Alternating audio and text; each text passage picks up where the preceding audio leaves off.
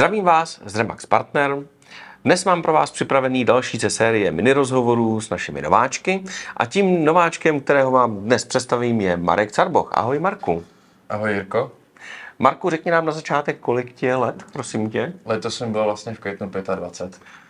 To už máš něco za sebou tedy. Určitě kariérně jsem se tomu obchodě jako nějakým stylem už posunul, tak doufám, že už tentokrát už tady zapustím kořeny a už to bych chtěl tady někde vydržet delší dobu. A řekneš nám trošku blíž, co už vlastně tě potkalo v životě? Tak tím, že jsem se relativně dlouho hledal, vymýšlel jsem, co je pro mě prostě ta pravá cesta, tak jsem se vlastně našel v obchodu, kdy jsem si vlastně uvědomil, že to je to, co mě baví, že k tomu mám vlastně nějaký vlohy.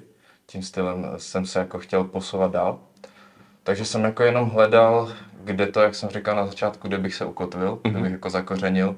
Takže jsem zkoušel nějakým stylem finance, které mě jako bavily, ale nebylo to pravý ořechový, jak se říká. Tak jsem vlastně jako bych hledal dál, zkoušel jsem jako nějaký ty telesales a tak dále. A vlastně dneska jsem tady dá se říct, kvůli mému investičnímu portfoliu, protože i v naší rodině se stala taková situace, kdy jsme museli řešit právě koupit nějakou nemovitost, tak jsem se toho, jako nejstarší z rodiny syn, tak jsem se toho ujal. A vlastně po půl roce nějakého hledání té investiční nemovitosti jsem zjistil, že mě to jako natolik baví, že jsem si řekl, že bych to chtěl dělat právě full time. A tím, že už jsem jako věděl, že ten obchod opravdu chci dělat, tak slovo dalo slovo. Začal jsem si vybírat realitní kanceláře, které by mě oslovily a začal jsem vlastně chodit na pohovory. A tím, že tady dneska sedíme, tak je asi jasný, jaký tým jsem si vybral. Takže takhle bych asi shrnul nějakou tu moji kariérní cestu. A ta tvoje motivace dělat realitního makléře teda pochází z toho, že chceš dělat nějaké investice? Je to jediná motivace? Nebo ještě něco jiného zatím je, proč jsi zrovna se ocitl tady jako realitní makléř? Neřekl bych, že to je jediná.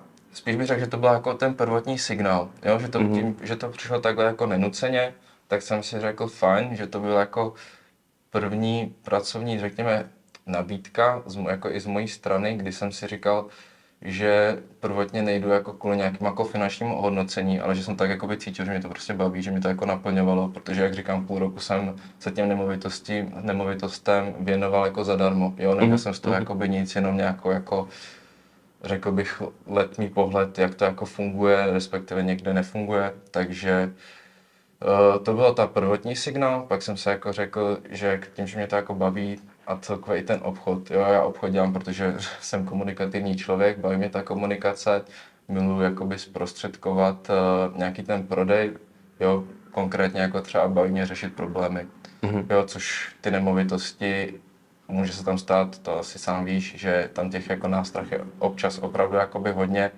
A tím, že mě to jakoby naplňuje, když můžu někomu takhle jakoby pomoct, něco konkrétně jako tady něco zprostředkovat, třeba vymyslím si vybrat nějaký vysněný byt, někomu prostě tím jako splnit třeba pomoct životní cíl, jo.